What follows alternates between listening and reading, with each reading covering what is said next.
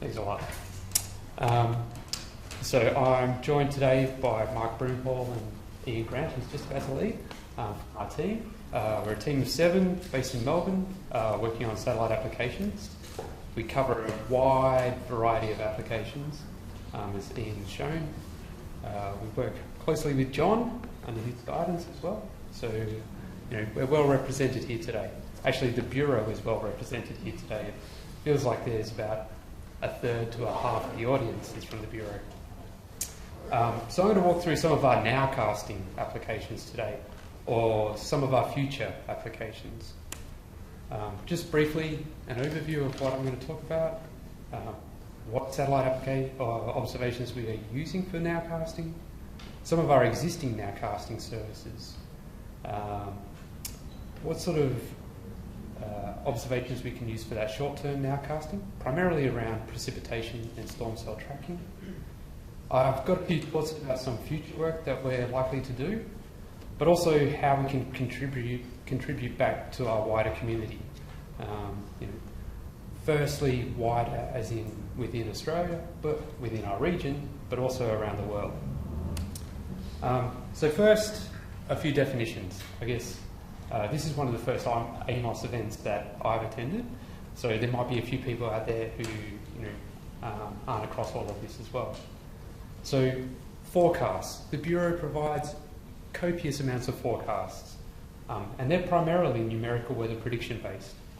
But as you've seen from John's talk, satellite observations drive those NWP models. So when we talk about a forecast, we're thinking of that 3 to 72 hours, maybe even out to 10 days out into the future. Those models that provide those forecasts are updated every 1 to 6 hours. And they have time steps in between individuals parts of that forecast that step between 10 and maybe out to 3 hours, 10 minutes out to about 3 hours.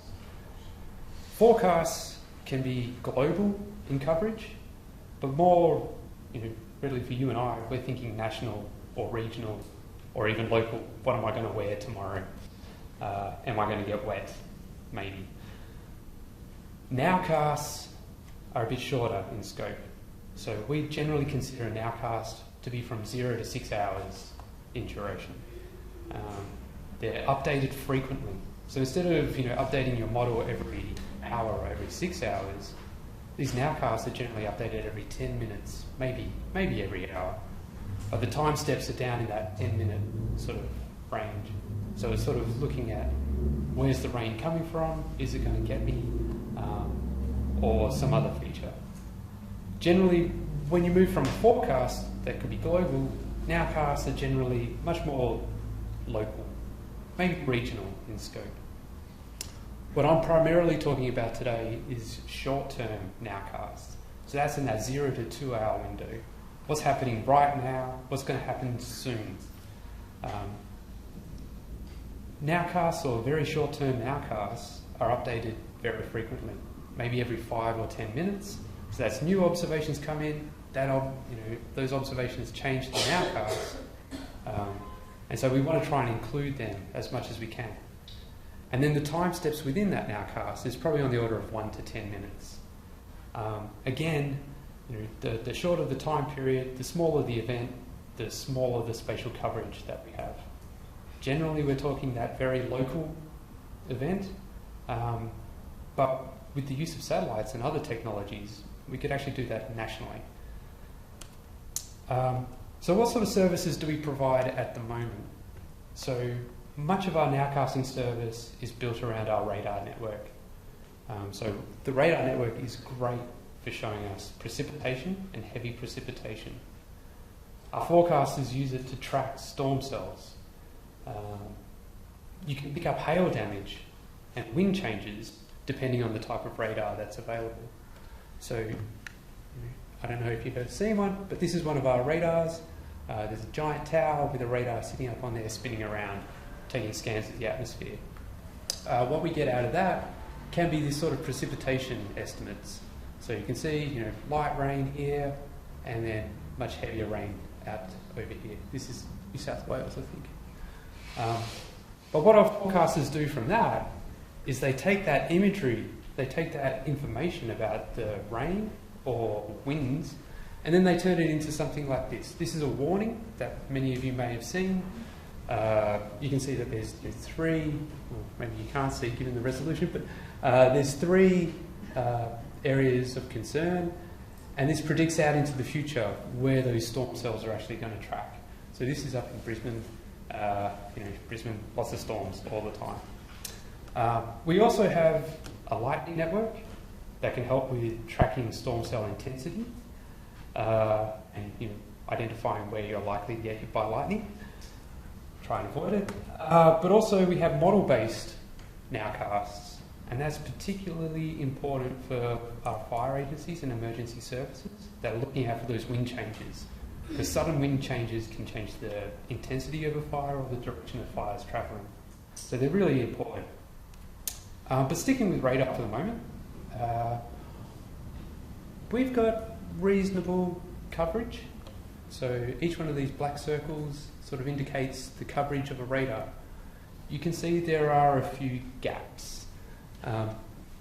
We're fortunate that we've got relatively good coverage where we have our population. So this background image is the population according to the census in 2011 or 14.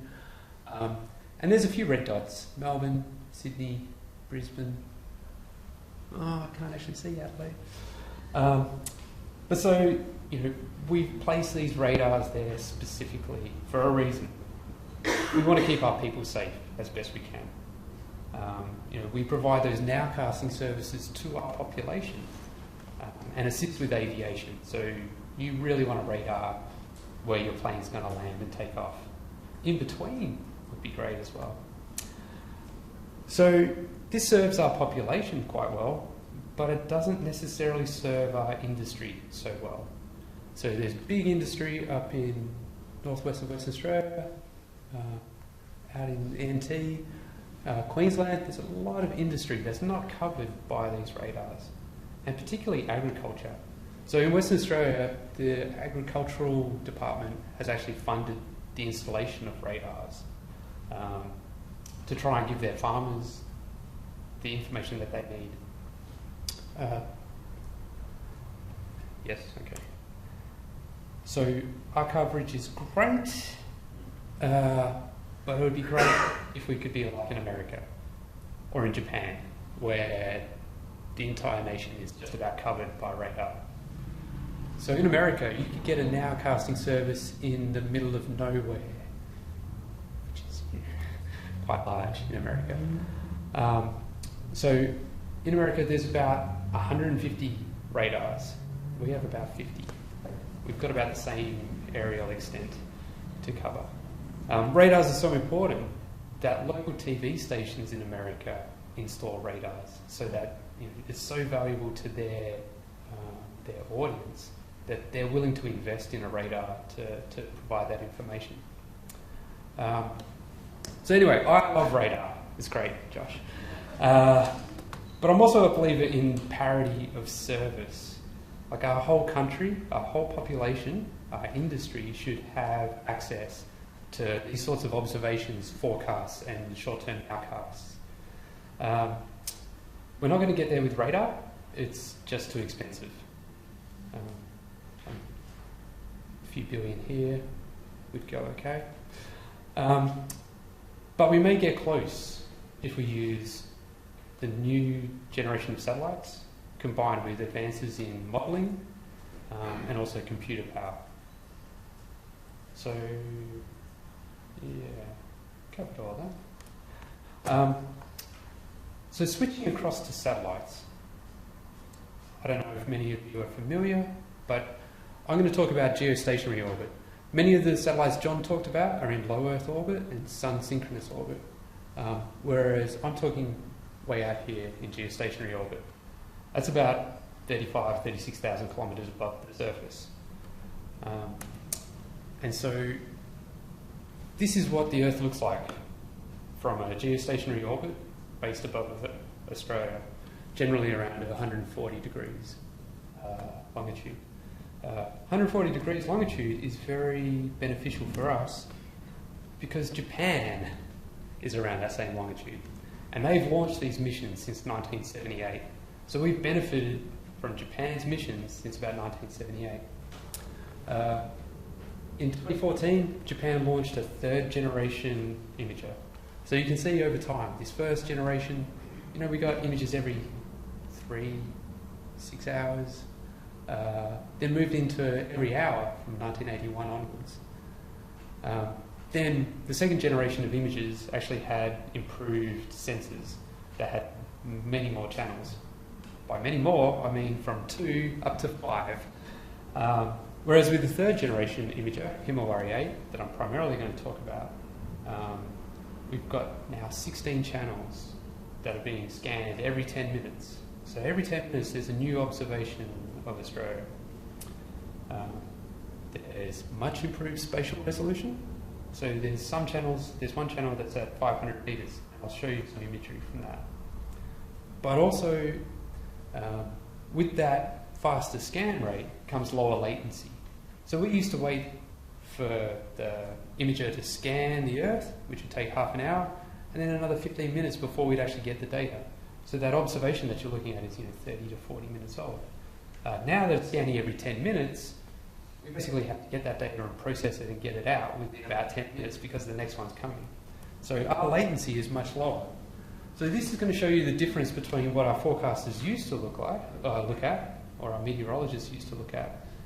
So this is a simulation, I guess, of the MTSAT imager. So it's stepping every 60 minutes, kilometre resolution. You may be able to pick out the eruption that's happening in here. But it's a bit jumpy. So this is what our forecasters look at now. And it's a much different picture. So you can immediately see the benefits for our forecasters. This particular one is actually quite small, sort of finding a needle in a haystack when you're looking at this ginormous image. But that puff of smoke, volcanic ash, really attracts your eye. You can zoom in on it, and you can actually help aviation with the prediction of volcanic ash dispersal. Just going back a bit though, for our country, flood, fire, and storms have a huge economic impact. So emergency managers tell us this, the insurance agency tells us this, the Bushfire Natural Hazard CRC has done a great job of telling us all of this. So we think that satellite observations can play a role in helping the public awareness or alerting the public to events. So as such, we've been working on precipitation products. Actually, Mark Broomhall here has been working on precipitation products. He's been working with Chris Griffin and also a team at UMETSAT at AEMET in Spain.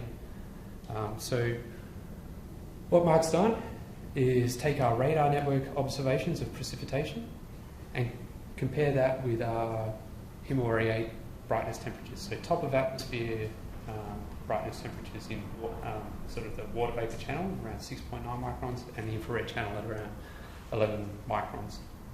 And fit a function to that. It's a pretty noisy function. It's got quite high errors, but it's okay. So I'll just play this loop where we've got the satellite observations on this side and the Rainfields 3 observations on this side. And hopefully you'll see there's some similarities between the two. So it's picking up this band that's moving through Tasmania.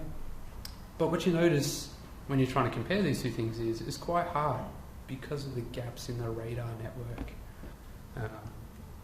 I can't tell if this is real or not because there is no coverage in this zone. So we've been working hard on our validation. A little bit of a closer look. So this is perhaps the same day in 2017 in February. Around Sydney, there was some relatively high precipitation in Sydney that day. And so, again, hopefully what we're looking at is something similar. We know that we can't do a very accurate job from space because, again, we're looking at the top of the cloud. We're not looking at the physical structure of the cloud. But these results sort of indicate that the performance isn't that bad. if you didn't have a radar to tell you that this rain was coming, the satellite would probably do. So this is sort of the combination of products that we're looking at delivering to the public eventually. So this is Mark's product overlaid on some corrected reflectance, which is also one of Mark's products. And so we're thinking, you know, how can we get this information out to the public? What we do need to work on, though, is how do we visualize uncertainty? So it's all well and good to say that it's raining here, but how certain are we that it's raining? So we're going to invest another 6 to 12 months looking at improving our precipitation products, but also working out, you know, how to provide that uncertainty information. One of the other hazards is storm cells.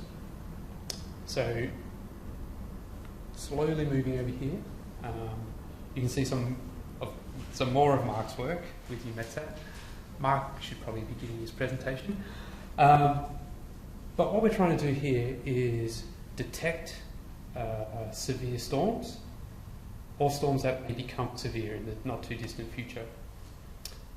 This work is based on the UMETSAT heritage, so they've been using the severity imager for the last 10 or 15 years, which has 15-minute updates. Basically, again, we're looking at the cloud top temperatures, we're combining that with some model data, and you can add in lightning or derived motion vectors that John's worked on previously to sort of help you track where is that storm cell going to go. So it's a little bit hard to see, so we'll just zoom in on one particular storm cell. So here, the storm cell's outer boundary. It's a little hard to see again on the screen here. Orange and magenta outlines would indicate a very high, very severe storm cell, likely to have lightning. Cyan and blue are sort of low, whereas grey is undefined, which we think is just, it's spotted a cell. It's quite difficult to do this work because clouds change with time. They change their shape, they change their size, they change in their temperature. And so what this algorithm does is it detects a cell, and then what this green line is showing you is actually the weighted centroid of the cell. These vectors emanating out are actually 1 hour ahead. So we're trying to say, from this prediction, where did we think this storm cell would be in about an hour? Hopefully you can see that in general, the hour ahead trajectory, apart from this wonky bit here, ignore that.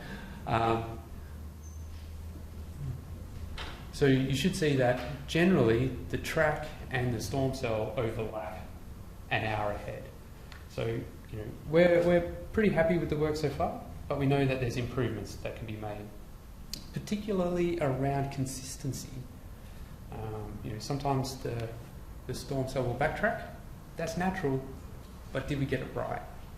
Projecting up here in an hour's time when in fact we move that way is problematic for storm services. We also need again to work on our validation approach. I guess the future. No one can predict the future. All we know is that we're going to try and get better. One of the ways we're going to try and get better is through the use of other observations, combining observations to make improved products. We're working with ANU at the moment and our radar team to blend NWP, radar and our Himawari observations to provide a national consistent precipitation product. That's really important for our flood forecasters, it's really important for our agriculture sector. We're also obviously working on improving our storm cell tracking. We'd really like to be able to provide a similar level of service as the radar system does, given the limitations of the satellite itself. Radar tracking can work in 3D, so it can follow the change of shape of an object, Whereas we're looking at the top, it's a bit more difficult. Aviation products, where the East Coast is an extremely busy air traffic corridor, and so providing improved estimates of when weather is going to affect their operations, it's millions of dollars a day. It can mean the difference between having 40 aircraft land at Melbourne Airport per hour or 20. If the number of aircraft landing has just been cut in half, that means that you are going to be circling for an extra 10 or 15 minutes. That's fuel, that's cost, that's inconvenience. If we can provide improved forecasts or nowcasts, even in the sort of 10 to 15 minute window, that's beneficial for our airline operators. Another thing that bugs them is fog. Yeah, they can see that it's there. When is it going to go away? So we need to work out an improved method of providing them with dissipation rates. When we've done some work on detecting fog from the satellite, but we also need to work on how thick is it, how soon is it going to burn off. I had some slides that are leading into Ian's talk, but we've switched order, so he's already provided all the good stuff. So I guess I'll just talk briefly about emergency services and air quality. We can detect dust and smoke using MAYAC, but also just the red, green, blue imagery. You can just see it with your eyes. But we really want to work towards that quantitative MAYAC process. Andrew Dowdy has been working on firefront tracking. I don't know if there's anyone from RMIT here today, but Karen Rinke's team has been doing a great job on fire hotspots. So here's one of the lead-in slides that hopefully you can see that there are a number of fires, a lot of smoke travelling in this direction, and then actually as time goes on, dust is getting picked up. Can you see that? Yeah, great. So this is amazing.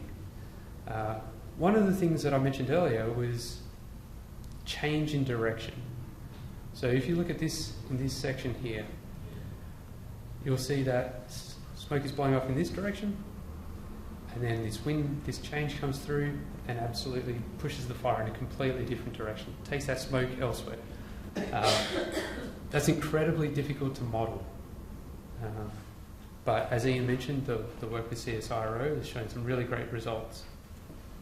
But for you or I, or someone downstream of this, smoke, dust, it doesn't matter, it's just getting in the way. So being able to predict where that's going is going to be a huge service in the future.